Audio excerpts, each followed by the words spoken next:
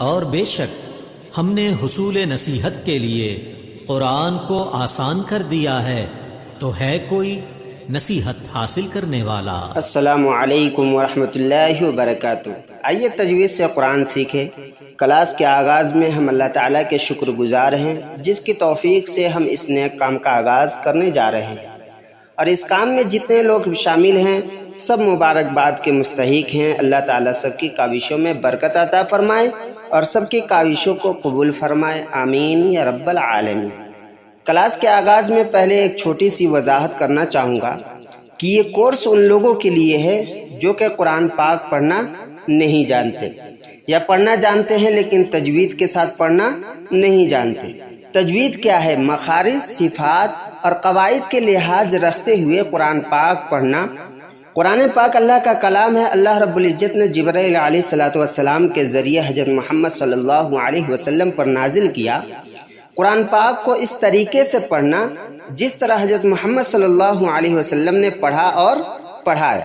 ہم چونکہ عازمی ہیں اور قرآن پاک عربی میں ہے، اور ہمیں قرآن پاک سیکھنے کے لیے تھوڑی سی محنت کی ضرورت ہے، اس لیے کہ رسول اللہ صلی اللہ علیہ وسلم نے فرمایا من لم یتغن بالقرآن فلیس منا۔ آپ صلی اللہ علیہ وسلم فرماتے ہیں، ابو داؤد شریف کی روایت ہے کہ جو شخص قرآن پاک کو خوش الہانی یعنی اچھی آواز سے نہ پڑھے وہ ہم میں سے نہیں۔ خوش الہانی سے مراد یعنی اچھی آواز کے ساتھ نہ پڑھنا۔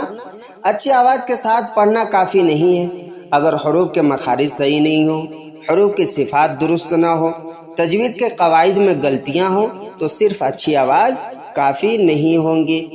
انشاءاللہ بہت ہی سادہ اور آسان طریقے سے ہم یہ سب سیکھیں گے، اور اس کا آغاز ہم کریں گے مخارج سے، جو ہم کو قرآن پڑھنے میں آسانی پیدا کرے گا۔ تو شروع کرتے ہیں قرآن پاک۔ شروع کرنے سے پہلے چند آداب ذہن نشین کر لیجئے۔ انگلی الفاظ پر ہو، کان آواز پر، نگاہ قرآن پر، اور 2 زانو ہو جائے تو اور بہتر ہے، اور کمر گردن سیدھی کر لے تو بھی بہت اچھا ہوگا۔ اب چونکہ قرآن سیکھ رہے ہیں تو قرآن کے ساتھ ساتھ ہم کیوں نہ دعا و سنت، عقائد، اسلامی معلومات اور عربی جیسے بھی کچھ الفاظ سیکھ لے تو بہتر ہے۔ تو یہ اس ویڈیو میں پوری چیزیں آپ کو بتائی جائے گی، جیسے قرآن کو سکھایا جائے گا نورانی قاعدہ سے، اور اس کے بعد سورہ کچھ یاد کرایا جائے گا، اور اس کے بعد دعا اور سنت، عقائد، اسلامی معلومات اور عربی اور اردو بھی آپ کو بہترین طریقے سے سکھایا جائے گا۔ اس لیے پورا ویڈیو چھوٹنے نہ پائے، پورا ویڈیو ضرور دیکھیں۔ دوستو آئیے سب سے پہلے ہم سیکھیں گے قاعدہ کہتے کسے ہیں۔ اگر کوئی پوچھے کہ قاعدہ کسے کہتے ہیں تو جواب دیں جس کتاب میں قرآن پڑھنے کے طریقے بتائے جائیں اس کو قاعدہ کہتے ہیں۔ حدیث پاک میں اللہ کے رسول صلی اللہ علیہ وسلم نے فرمایا تم میں سب سے بہتر شخص وہ ہے جو قرآن سیکھے اور سکھائے۔ ایک اور جگہ اللہ کے رسول صلی اللہ علیہ وسلم نے فرمایا جس نے قرآن شریف کا ایک حرف پڑھا اس کے لیے 1 نیکی ہے، اور 1 نیکی کا اجر ثواب 10 نیکی کے برابر ہے۔ تو آئیے شروع کرتے ہیں مخارج۔ کسی بھی حرف کا مخرج معلوم کرنے کا طریقہ یہ ہے کہ حرف کو ساکن کر کے اس کے شروع میں حمزہ لگا دو، جہاں آواز رک جائے وہ اس حرف کا مخرج ہے۔ جیسے با کا مخرج معلوم کرنا ہے، وہاں پہ حمزہ با زبر اب، جہاں پہ آواز رک رہی ہے جیسے دونوں ہونٹ ملا تو یہ سمجھ جائے کہ دونوں ہونٹ کے تری والے حصے سے با ادا ہوتا ہے۔ ات ہے تو زبان کی نوک اور ثناء اولیاء کے جڑ سے ات ادا ہوتا ہے۔ ثناء اولیاء اور ثناء سفلی کا مثال سمجھ لے کہ اوپر کے 2 دانت جو چوڑے والے ہوتے ہیں اس کو ثناء اولیاء کہا جاتا ہے، اور نیچے کے 2 دانت جو چوڑے والے ہیں سامنے والے ان کو ثناء سفلی کہا جاتا ہے۔ تو آئیے پڑھتے ہیں الف مدہ۔ واو مدہ یا مدہ کہاں سے ادا ہوتا ہے؟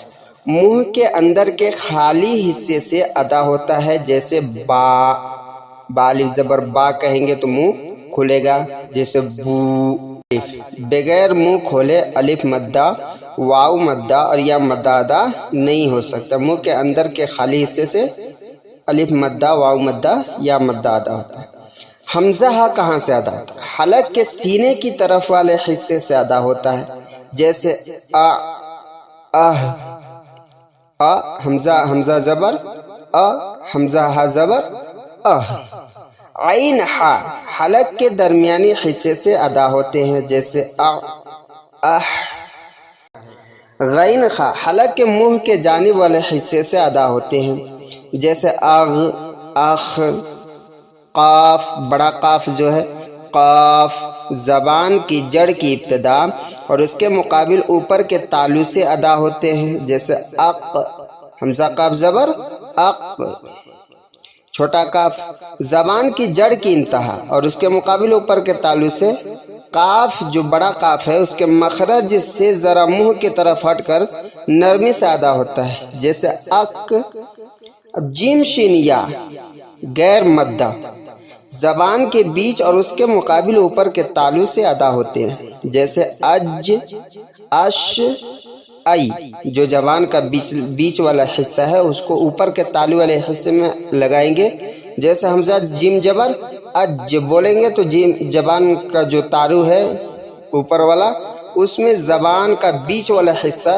چپکے گا تو اس سے اج اش ای یا ادا ہوتا ہے جیم شین یا حفظ سورہ اگر کوئی پوچھے کہ حفظ سورہ کیا ہے تو کہیں قرآن کریم کی کسی صورت کی یاد کرنے کو حفظ سورہ کہتے ہیں۔ حدیث پاک میں اللہ کے رسول صلی اللہ علیہ وسلم نے فرمایا کہ جس شخص نے قرآن پڑھا پھر اس کو زبانی یاد کیا اور اس کے حلال کو حلال اور حرام کو حرام جانا تو حق تعالی شانہ اس کو جنت میں داخل فرمائیں گے اور اس کے گھرانے میں سے 10 ایسے آدمیوں کے بارے میں اس کی شفاعت قبول فرمائیں گے جن کے لیے جہنم واجب ہو چکی ہوگی۔ قرآن جیسے اللہ تعالیٰ کی کتاب ہے، اس کے پڑھنے پر بے شمار ثواب ہے، اس کو یاد کرنے کی بھی بڑی فضیلت ہے۔ حضور پاک صلی اللہ علیہ وسلم کا ارشاد ہے کہ قرآن کا حافظ جس کو یاد بھی اچھا ہو اور پڑھتا بھی اچھا ہو، اس کا حشر قیامت کے دن ان معزز فرما بردار فرشتوں کے ساتھ ہوگا جو قرآن کریم کو لوح محفوظ سے نقل کرنے والے ہیں۔ تو آئیے شروع کرتے ہیں سبق نمبر 1 تعوذ۔ تعوذ جو اعوذ باللہ ہے اس کو تعوذ، اس کا نام کیا ہے؟ تعوذ۔ اعوذ باللہ من الشیطان الرجیم۔ تسمیہ جو بسم اللہ اس کا نام کیا ہے؟ تسمیہ۔ بسم اللہ الرحمن الرحیم۔ سبق نمبر 2 میں کیا ہے؟ سورۃ الفاتحہ۔ بسم اللہ الرحمن الرحیم۔ الحمد ساتھ میں پڑھیں گے الحمد للہ رب العالمین، عین ہے حلق سے نکالیں، عالمین۔ الرحمن الرحیم مالک یوم الدین۔ ایاک نعبد وإياك نستعين اهدنا الصراط المستقيم صراط الذين أنعمت عليهم غير المغضوب عليهم ولا الضالين۔ دعا و سنت، اگر کوئی پوچھے دعا و سنت کیا ہے تو کہیں گے اللہ تعالیٰ سے مانگنے کو دعا اور نبی پاک صلی اللہ علیہ وسلم کے طریقے کو سنت کہتے ہیں۔ حدیث پاک میں اللہ کے رسول صلی اللہ علیہ وسلم نے فرمایا کہ جس نے میری سنت زندہ کی اس نے مجھ سے محبت کی اور جس نے مجھ سے محبت کی وہ جنت میں میرے ساتھ ہوگا۔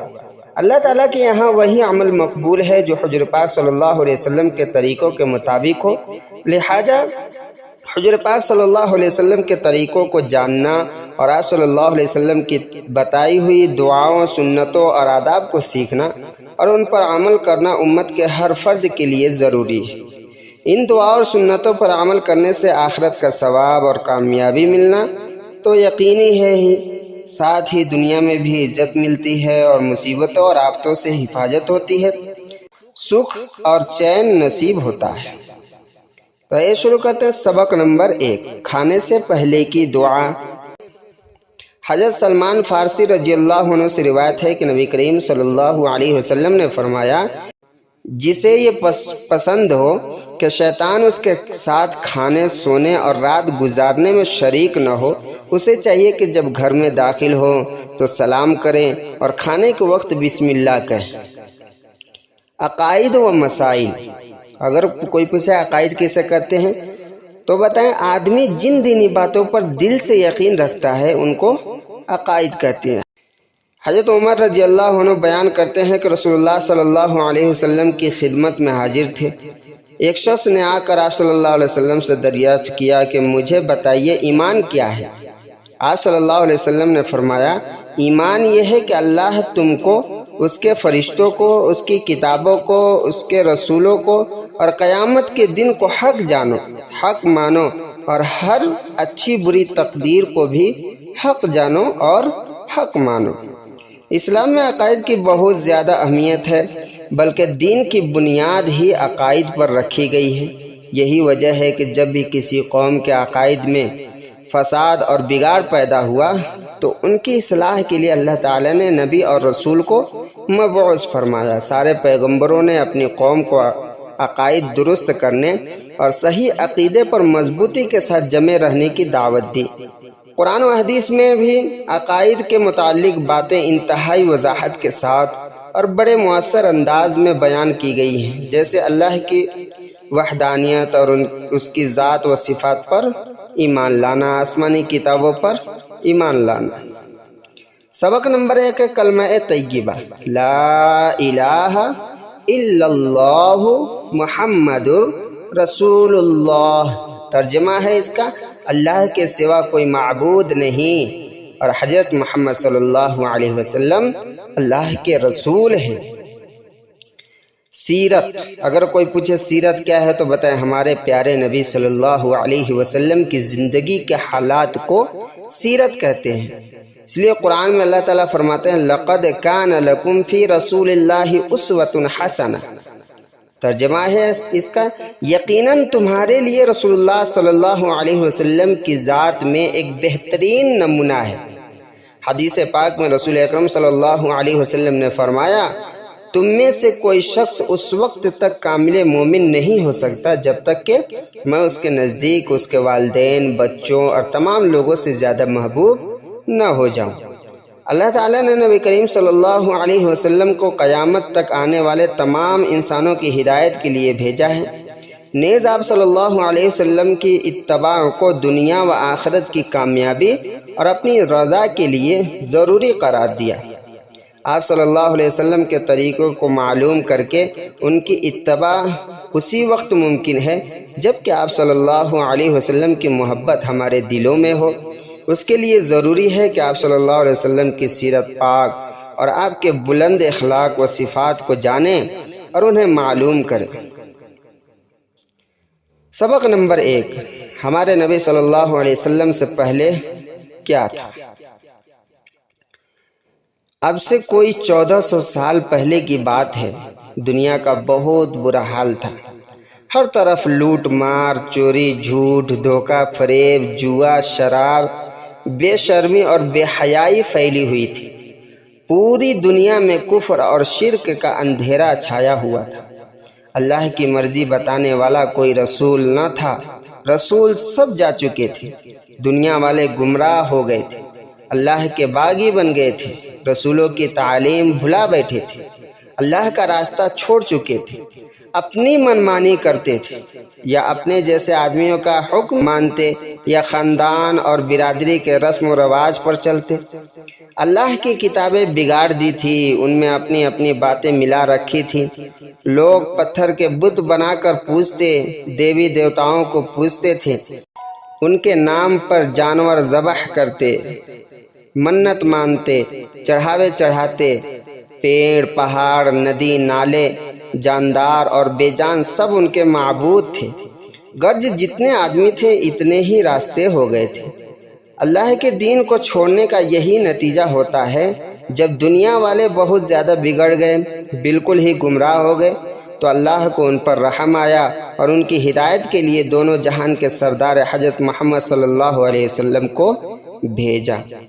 دوستو، یہ نیچے سوالات ہیں، 2 سوال ہے، اس کا جواب آپ خود دیں، کمنٹ میں آپ خود لکھ کر دیں کہ اس کا جواب کیا ہے۔ ہمارے نبی صلی اللہ علیہ وسلم سے پہلے دنیا کا کیا حال تھا؟ دوسرا سوال ہے اللہ تعالیٰ نے ہمارے نبی صلی اللہ علیہ وسلم کو کیوں بھیجا؟ عربی، اگر کوئی پوچھے عربی کیا ہے تو کہیں گے عرب کی زبان کو عربی کہتے ہیں۔ قرآن میں اللہ تعالیٰ فرماتے ہیں اِنَّا أَنزَلْنَاهُ قُرْآنًا عَرَبِيًّا، ترجمہ ہے یقیناً ہم نے قرآن کو عربی میں اتارا ہے۔ عربی زبان اسلامی زبان ہے، جنت کی زبان ہے، اسی زبان میں قرآن مجید نازل ہوا ہے، اور یہی ہمارے نبی حضرت محمد صلی اللہ علیہ وسلم کی زبان ہے۔ اسلامی تعلیمات کا اولین اور سب سے بڑا ذخیرہ عربی میں ہے، لہذا ہر مسلمان کو عربی زبان سے دلی محبت اور لگاؤ ہونا چاہیے، اور اس زبان کو سیکھنے کی ہر ایک کو حتی الامکان کوشش کرنا چاہیے۔ تو آئیے پڑھتے ہیں سبق نمبر 1، اعدادن، یہ لکھا ہے اعدادن، اس کا معنی ہوتا ہے گنتیاں۔ اردو میں کیا بولیں گے؟ گنتیاں۔ اعداد کے معنی گنتی۔ اب دیکھیں واحد، عربی میں ایک کو واحد کہتے ہیں، واحد معنی ایک، اثنان معنی دو، اثنانی ہے لیکن ٹھہریں گے تو اثنان پڑھیں گے، اثنان معنی دو، ثلاثہ معنی تین، اربعہ معنی چار، خمسہ معنی پانچ، ستہ معنی چھ، سبعہ معنی سات، ثمانیہ معنی آٹھ، تسعہ معنی نو، عشرہ معنی 10۔ تو دوستو یہ آج کا سبق رہا، یہ سبق کو بہترین طریقے سے پڑھیں، لکھیں اور یاد کریں، تاکہ آگے جو آنے والی سبق ہے اس میں آپ کو پڑھنے میں آسانی ہو۔ پچھلا سبق چھوڑے نہیں، پچھلا سبق چھوڑ دیں گے تو آگے والے سبق پڑھنے میں آپ کو مشکل گزرے گا۔